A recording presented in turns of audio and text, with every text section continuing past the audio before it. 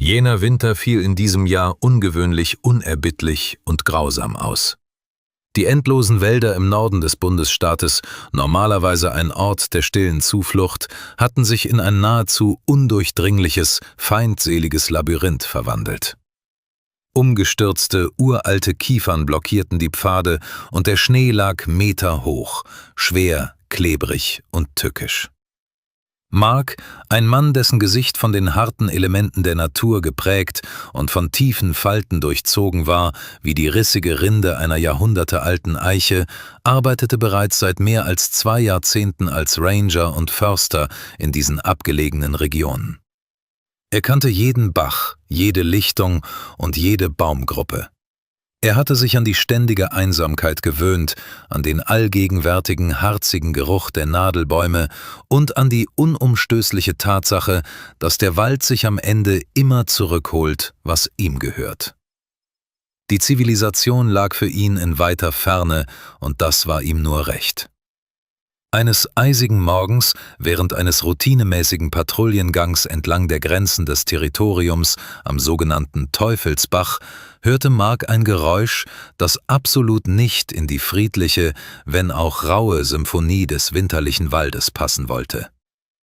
Es war nicht das vertraute Heulen eines einsamen Wolfes auf der Suche nach einem Rudel, noch war es das scharfe, plötzliche Knacken eines Astes, der unter der Last des Neuschnees nachgab.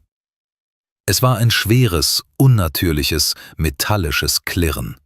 Ein Geräusch von industrieller Härte, dem unmittelbar ein gutturales, markerschütterndes und tief aus der Kehle kommendes Stöhnen folgte. Ein Laut voller unerträglicher Schmerzen. Mark zögerte keine Sekunde. Mit geübten Bewegungen zwängte er sich durch das dichte, dornige Gestrüpp, das seine Jacke zerkratzte, und trat schließlich auf eine kleine, versteckte Lichtung. Was er dort sah, ließ ihn das Blut in den Adern gefrieren. Dort, inmitten von aufgewühlter, schwarzer Erde und Schnee, der durch frisches Blut leuchtend rot gefärbt war, tobte ein gigantischer Braunbär. Die hintere Pranke des massiven Tieres war in einer stählernen Bärenfalle gefangen, einem riesigen, rostigen Monster mit grausamen Zähnen. Solche Fallen waren seit vielen Jahren strengstens verboten, doch skrupellose Wilderer hatten sie mit meisterhafter Heimtücke unter Schnee und Laub versteckt. Nun war der absolute Herrscher dieses Waldes zu ihrer unfreiwilligen, gepeinigten Beute geworden. Mark erstarrte.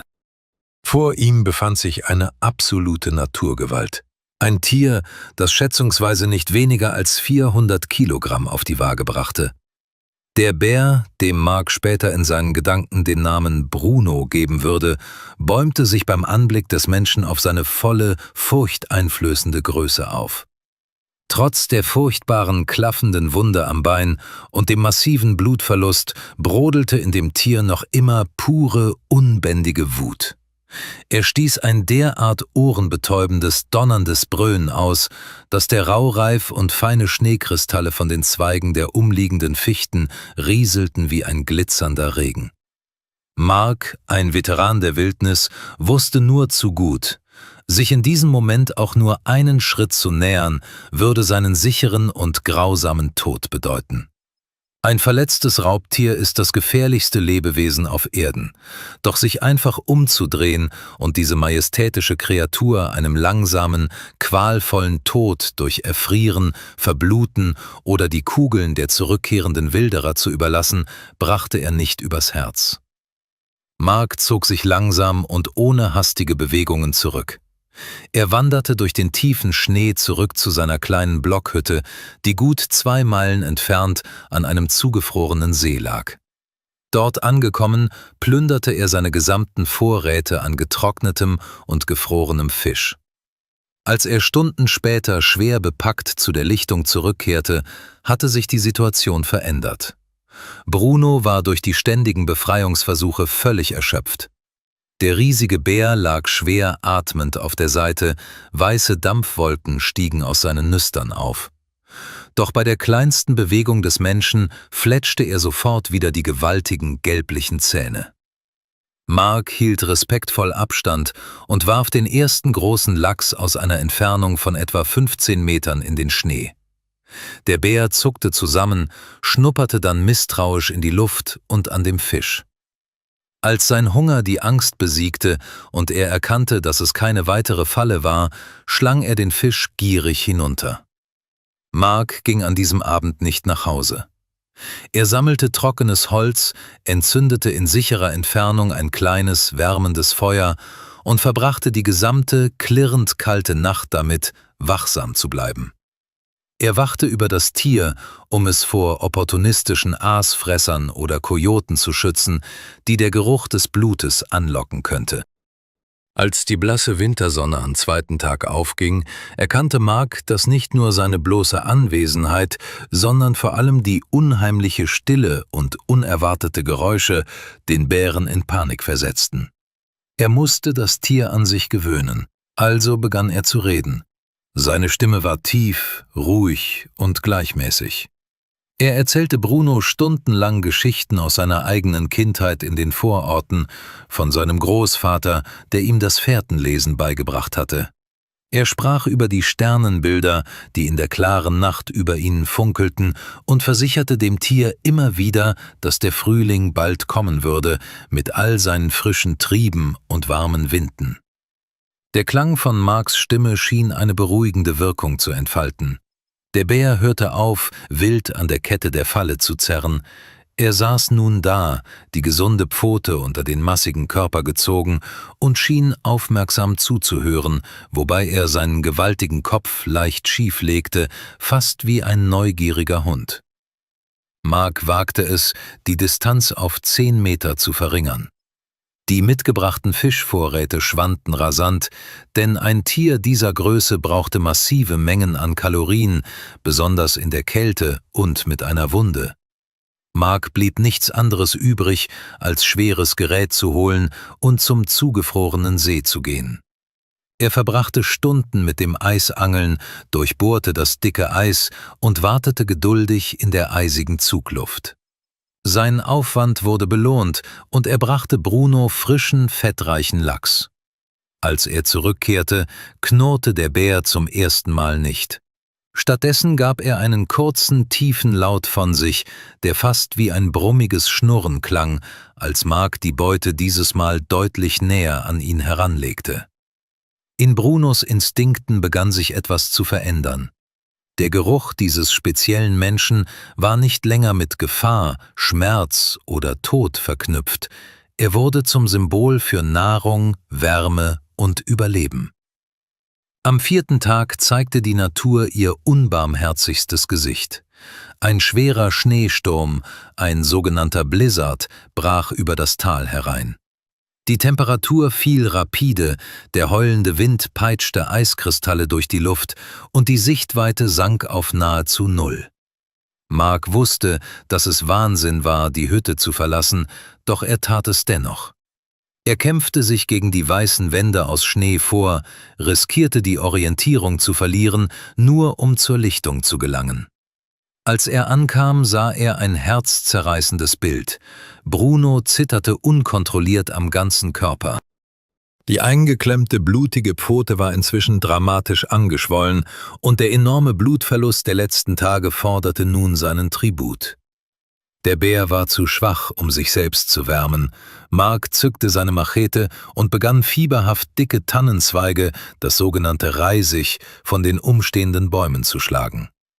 Mit klammen, frierenden Fingern baute er in Windeseile einen provisorischen, windschiefen Unterstand direkt über dem Bären, um ihn zumindest vor dem schlimmsten Eiswind zu schützen.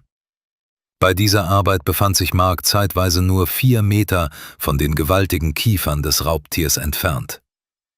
Doch Bruno rührte sich nicht. Er beobachtete den Menschen nur. In den braunen Augen des Bären lag keine Wut mehr, sondern eine tiefe, fast menschlich wirkende Erschöpfung und Traurigkeit. Dieser Tag sollte die kritischste Phase ihrer seltsamen Beziehung markieren. Mark, der über grundlegende tiermedizinische Kenntnisse verfügte, sah die dunklen Ränder um die Wunde und wusste, eine schwere Infektion hatte eingesetzt. Wenn er nicht handelte, würde das Bein absterben oder der Bär an einer Sepsis zugrunde gehen. Er holte die stärksten Breitband-Antibiotika aus seinem Erste-Hilfe-Koffer in der Hütte und versteckte die Kapseln tief im weichen Fleisch eines Fisches. Als der Bär den präparierten Lachs gefressen hatte, fasste Mark einen Entschluss, den viele als reinen Selbstmord bezeichnet hätten. Er kniete sich in den Schnee, atmete tief durch, streckte extrem langsam die rechte Hand aus und berührte für den Bruchteil einer Sekunde das dicke, raue und schneebedeckte Fell an Brunos massiver Schulter. Der Bär zuckte heftig zusammen. Unter dem dicken Pelz spannten sich sofort Muskeln an, hart wie dicke Stahlseile. Die Luft schien zu knistern. Aber der erstickende Angriff blieb aus. Bruno schnaubte nur leise. In diesem flüchtigen Moment der Berührung schien eine unsichtbare Brücke zwischen Mensch und Wildtier geschlagen zu werden, ein Funke des puren Verständnisses, den keine menschliche Sprache jemals adäquat beschreiben könnte. Der 6. Tag stand ganz im Zeichen der Logistik. Mark trug schweres Werkzeug aus seinem Schuppen zusammen. Um die verrosteten, federbelasteten Kiefer dieser illegalen Teufelsmaschine aufzustemmen, reichte keine bloße Muskelkraft. Er brauchte Hebelwirkung. Er brachte 2 massive Stahlbrechstangen zur Lichtung. Den restlichen Tag verbrachte er buchstäblich an Brunos Seite. Er wusste, dass die eigentliche Befreiung extreme Schmerzen verursachen würde, vielleicht die schlimmsten, die das Tier bisher erlitten hatte. Er redete ununterbrochen auf Bruno ein, streichelte nun vorsichtig seinen massiven, breiten Kopf und kraulte ihn hinter den kleinen Ohren. Zu Marks absolutem Erstaunen begann der riesige Bär leise zu brummen. Ein vibrierendes, tiefes Geräusch in der Brust, mit dem Bären, ähnlich wie Katzen, Wohlbefinden und völlige Entspannung signalisieren. Sie waren bereit. Der Morgen des 7. Tages brach an. Es war vollkommen windstill und klirrend kalt. Der Himmel spannte sich wie eine eisige blaue Kuppel über den Wald. Mark trat entschlossen an die Falle heran. Er musste schnell und präzise handeln. Vorsichtig schob er die schweren Stahlhebel in die verrostete Mechanik der Falle. Er holte tief Luft, stemmte seine Stiefel in den gefrorenen Boden und warf sein gesamtes Körpergewicht auf die Eisenstangen. Der kalte Stahl ächzte und kreischte ohrenbetäubend. Als die spitzen Zähne begannen, sich langsam aus dem gepeinigten Fleisch zu lösen, stieß Bruno ein markerschütterndes, schmerzerfülltes Brüllen aus, das durch das ganze Tal hallte. Mark presste die Zähne zusammen, ignorierte die Gefahr und drückte weiter. Noch eine enorme Kraftanstrengung, ein lautes Klack und die Falle sprang weit genug auf. Die Pfote war frei. Mark ließ die Stangen fallen und warf sich sofort rückwärts in den Schnee, in Erwartung, dass der Schmerz das Tier nun in einen rasenden, unkontrollierbaren Blutrausch versetzen würde. Doch nichts dergleichen geschah. Bruno stand einfach nur da, leicht zitternd. Er hob seine blutende, zerfetzte Pfote an, betrachtete sie fast ungläubig und wandte dann seinen massiven Kopf Mark zu. Ihre Blicke trafen sich für mehrere lange Sekunden. In den Augen des Tieres lag alles: ein tiefer Respekt, ein stiller Dank, ein Abschied und, wie es schien, ein Versprechen. Dann drehte sich der Bär um und humpelte langsam, aber mit würdevoller Haltung in das dichte Unterholz. An der Baumgrenze, wo das Licht der Sonne von den Schatten der Bäume verschluckt wurde, hielt er noch ein letztes Mal inne, blickte über die Schulter zurück zu seinem Retter und verschwand schließlich geräuschlos in der tiefen Dunkelheit der jahrhundertealten Kiefern. Das Leben im Forst ging seinen gewohnten Gang. Die Jahreszeiten wechselten in ihrem ewigen Rhythmus. Mark wurde älter. Das Grau in seinem Bart wurde weißer, seine Knochen begannen an feuchtkalten Tagen heftig zu schmerzen und die langen Patrouillen fielen ihm von Jahr zu Jahr schwerer. Doch seine Liebe zu diesen endlosen Wäldern blieb ungebrochen. Obwohl er Bruno nie wieder persönlich zu Gesicht bekam, wusste er, dass sein alter Freund noch am Leben war. Immer wieder fand Mark bei seinen Rundgängen riesige, unverkennbare Bärenspuren im weichen Schlamm oder im ersten Schnee. Sie waren absolut einzigartig. An der rechten Hinterpfote fehlten deutlich die Abdrücke zweier Krallen und die Schrittlänge verriet ein leicht unregelmäßiges, asymmetrisches Gangbild. Bruno war über die Jahre zu einer echten lokalen Legende herangewachsen. Die Wilderer und Jäger in den umliegenden Dörfern erzählten sich abends am Kaminfeuer respektvoll Geschichten vom Bären mit der Narbe, einem gigantischen, geisterhaften Tier von unglaublicher Gerissenheit, das sich von keinem Jäger aufspüren, geschweige denn fangen ließ. Aus reiner Sentimentalität und im Gedenken an jene intensive, prägende Woche am Teufelsbach legte Mark gelegentlich einen frischen Lachs oder etwas Bienenwaben auf die großen, flachen Steine in der Nähe der Lichtung. Wenn er am nächsten Tag zurückkehrte, war das Futter stets verschwunden. Doch den Bären selbst bekam er nie zu Gesicht. Bis zu jenem verhängnisvollen, eiskalten Tag Ende Oktober. Der Herbstwald ist wunderschön, aber er birgt heimtückische Gefahren. Mark war tief in den nördlichsten Sektor seines Reviers gewandert, weit abseits der markierten Pfade, um vom Borkenkäfer befallene Bäume für die winterliche Rodung zu markieren. Der Boden war bedeckt mit einem dichten, feuchten Teppich aus leuchtend goldenen, roten und braunen Blättern. Doch diese farbenprächtige Schicht verdeckte tiefe Erdlöcher, ausgewaschene Wurzeln und von Moos überzogene, extrem rutschige Steine. Als Mark den Rand einer steilen, von dichten Büschen überwucherten Schlucht erreichte, machte er einen einzigen fatalen Fehltritt. Der Boden unter seinem rechten Stiefel gab nach. Er verlor das Gleichgewicht und stürzte in die Tiefe. Er überschlug sich mehrfach, krachte hart gegen Baumstämme, riss dorniges Gestrüpp mit sich und schlug immer wieder auf dem harten, steinigen Untergrund auf, bis er schließlich am Boden des feuchten, düsteren Abgrunds liegen blieb. Als er nach einer unbestimmten Zeit der Bewusstlosigkeit wieder zu sich kam, durchzuckte ihn ein Schmerz von einer Intensität, die ihm sofort den Atem raubte und schwarze Punkte vor seinen Augen tanzen ließ. Sein rechtes Bein lag in einem völlig unnatürlichen, verdrehten Winkel von ihm weg. Ein scharfer, weißer Knochensplitter hatte die dicke Stoffhose durchstoßen. Ein offener, schwerer Bruch. Seine Hände zitterten, als er nach seinem Funkgerät tastete. Es war beim Sturz am Fels zerschmettert worden, das Gehäuse hing nur noch an ein paar Drähten. Es wurde bereits dämmerig. Die Sonne verschwand hinter den Berggipfeln und die ohnehin kühle Herbsttemperatur fiel rasend schnell in Richtung des Gefrierpunkts. Mark versuchte, sich mit den Ellenbogen ein paar Meter vorwärts zu ziehen, um eine geschütztere Position unter einem Felsvorsprung zu finden, doch die Agonie in seinem Bein war derart überwältigend, dass er stöhnend zusammensackte. Doch das Schlimmste war nicht die Kälte oder der Schmerz. Das Schlimmste war der metallische, süßliche Geruch nach frischem Blut aus seiner offenen Wunde, der nun vom aufkommenden Abendwind durch die Baumkronen getragen wurde. Eine offene Einladung an alle Raubtiere des Waldes. Es dauerte nicht lange, bis die ersten Besucher eintrafen. Mark spürte förmlich, wie er beobachtet wurde, noch bevor er sie sah. Dann tauchten im dichten Unterholz am Rand der Schlucht die Augen auf, wie kleine, unheilvolle gelbe Laternen, die in der aufkommenden Dunkelheit entzündet wurden. Ein Rudel von 6 abgemagerten, hungrigen Timberwölfen hatte ihn umzingelt.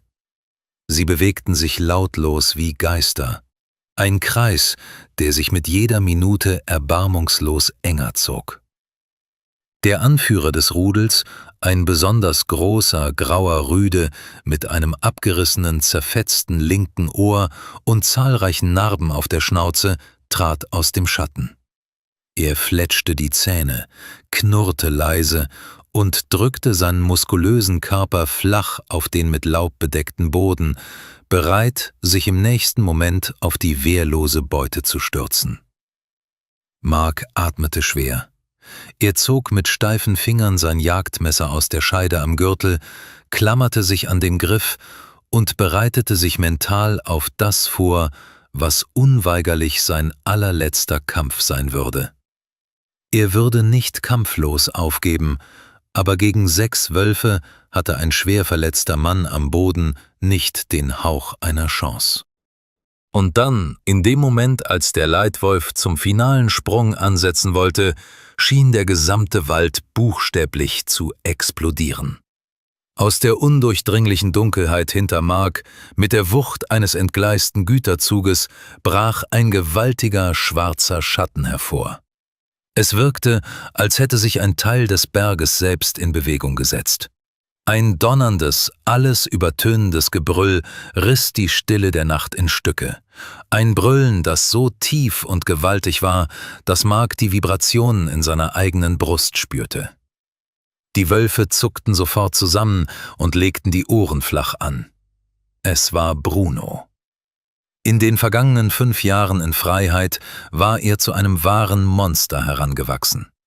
Seine Schultern waren massiver und breiter als bei jedem anderen Grizzly oder Braunbären, den Mark jemals in seinem Leben gesehen oder von dem er auch nur gehört hatte. Das zottelige Fell in seinem Nacken stand wie eine drohende Mähne steil auf, was ihn noch furchteinflößender wirken ließ. Bruno begnügte sich nicht damit, die Wölfe nur zu vertreiben. Als der Anführer des Rudels, geblendet von Hunger und Adrenalin, den törichten Versuch unternahm, den Neuankömmling anzuknurren und nach ihm zu schnappen, holte der Bär aus. Mit einem einzigen blitzschnellen und vernichtenden Hieb seiner gewaltigen, tellergroßen Pranke traf er den Wolf. Das krachende Geräusch von brechenden Knochen hallte durch die Schlucht, als der schwere Wolf wie ein leichtes Spielzeug durch die Luft geschleudert wurde und mehrere Meter entfernt leblos in Gestrüpp landete. Das war genug für den Rest des Rudels. Die verbliebenen 5 Wölfe klemmten panisch die Ruten ein und verschwanden winselnd und hastig in die rettende Dunkelheit des Waldes. Der Lärm verhallte und plötzliche drückende Stille kehrte zurück in die Schlucht. Mark lag schwer atmend auf dem kalten Boden. Sein Herz hämmerte gegen seine Rippen. Er beobachtete voller Ehrfurcht und Anspannung, wie der gigantische Berg aus Fell und Muskeln sich langsam umdrehte und sich direkt auf ihn zubewegte. Bruno kam ganz nah heran. Seine riesige, feuchte Schnauze befand sich nun nur noch wenige Zentimeter von Marks schweißgebadetem Gesicht entfernt. Der Ranger atmete den ihm so vertrauten, intensiven Geruch nach feuchter Erde, Kiefernadeln und altem, staubigem Fell ein. Der riesige Bär senkte den Kopf und beschnupperte das verletzte, blutende Bein des Mannes so unglaublich vorsichtig und sanft, fast schon mütterlich behutsam, dass es in krassem Gegensatz zu der brutalen Gewalt stand, die er noch Sekunden zuvor demonstriert hatte. Und dann tat Bruno etwas, womit Mark niemals, nicht in seinen kühnsten Träumen gerechnet hätte. Das gewaltige Tier ließ sich schwerfällig direkt neben Mark auf den eiskalten Boden fallen. Er rollte sich leicht ein und schob seinen riesigen Körper so nah an den Verletzten heran, dass er Mark förmlich mit seiner enormen Masse und seinem dichten Fell zudeckte. In dieser Herbstnacht fiel die Temperatur im Wald dramatisch ab und der erste Frost legte sich wie ein weißes Leichentuch über die Blätter. Jeder normale, verletzte Mensch wäre in diesem Zustand unweigerlich erfroren. Doch Mark fror nicht. Der Körper des Bären funktionierte wie ein gigantischer, lebendiger Ofen, der konstante, lebensrettende Wärme abstrahlte. Die ganze, unendlich lange Nacht hindurch wärmte er den Ranger. Während Mark immer wieder in fiebrige Träume und Ohnmacht abglitt, blieb Bruno hellwach. Der Bär lauschte bei jedem Knacken im Unterholz aufmerksam in die Dunkelheit, drehte die Ohren und bewachte den unruhigen Schlaf des Mannes, der einst sein eigenes Leben gerettet hatte. Am nächsten Morgen, kurz nachdem die ersten Sonnenstrahlen das Tal erreichten, hörte man das laute Knacken von Ästen und menschliche Stimmen. Ein Suchtrupp der Bergrettung hatte sich, Orientiert an den 2 Signalraketen, die Mark noch am Vorabend vor seinem Absturz hatte abfeuern können, mühsam zu der Schlucht durchgeschlagen. Als die Männer den Rand der Klippe erreichten und in den Abgrund hinabsahen, erstarrten sie vor blankem Entsetzen. Das Bild, das sich ihnen bot, widersprach jeder Logik. Sie sahen ihren vermissten Kollegen, den Ranger, reglos und scheinbar leblos auf dem Boden liegen, fest umschlungen von den Pranken eines der größten Bären, den sie je erblickt hatten. Einer der Retter riss panisch sein schweres Jagdgewehr von der Schulter, entsicherte es laut hörbar und legte an, um das Tier zu erschießen. Doch Mark, der von dem metallischen Klicken der Waffe geweckt wurde, mobilisierte seine allerletzten, schwindenden Kraftreserven. Er hob zitternd, aber bestimmt eine Hand in die Luft und rief mit heiserer, brechender Stimme: »Nicht schießen! Nicht schießen!« Das ist, mein Freund. Als Bruno den Lärm der aufgeregten Männer und die lauten Stimmen hörte, erhob er sich langsam und majestätisch. Er schüttelte sich kurz das Laub aus dem Pelz, sah hinauf zu den bewaffneten Rettern und blickte dann wieder hinab auf Mark. Er stieß ein leises, weiches Schnauben aus. Es schien, als wollte er sich absolut sicher sein, dass sein Schützling nun wieder in der Obhut seiner eigenen Art war. Nachdem er diese Tatsache akzeptiert hatte, wandte sich der gewaltige Bär ab. Ohne Eile, fast schon gelassen, spazierte er den steilen Hang der Schlucht hinauf und verschwand still in dichten Morgennebel, der noch zwischen den Bäumen hing. Mark wurde per Helikopter in das nächstgelegene Krankenhaus geflogen. Es war eine komplizierte Operation, aber die Ärzte konnten sein Bein retten. Die Rehabilitation war lang und schmerzhaft und erst ein gutes halbes Jahr später, als der Frühling längst Einzug gehalten hatte, konnte Mark wieder in seinen geliebten Wald zurückkehren. Die Leute in der Gegend erzählen sich heute noch die Geschichte dieses Wunders. Sie berichten, dass an genau jener Lichtung am Teufelsbach, dort wo einst die rostige Falle zuschlug, heute ein kleiner, solider Holztrog steht, gebaut von einem leicht hinkenden Ranger. Dieser Trog ist immer gut gefüllt, oft mit dem feinsten frischen Lachs. Und die alten Jäger schwören darauf: Wenn man sich im Herbstwind absolut still verhält und lange genug wartet, kann man manchmal sehen, wie ein gewaltiger alter Bär aus dem Unterholz bricht. Ein gigantischer Bär mit einer auffälligen Narbe an der Pfote, ein wildes Tier, das bewiesen hat, dass es Güte, Barmherzigkeit und eine Lebensschuld sehr viel besser im Gedächtnis behalten kann als so mancher Mensch.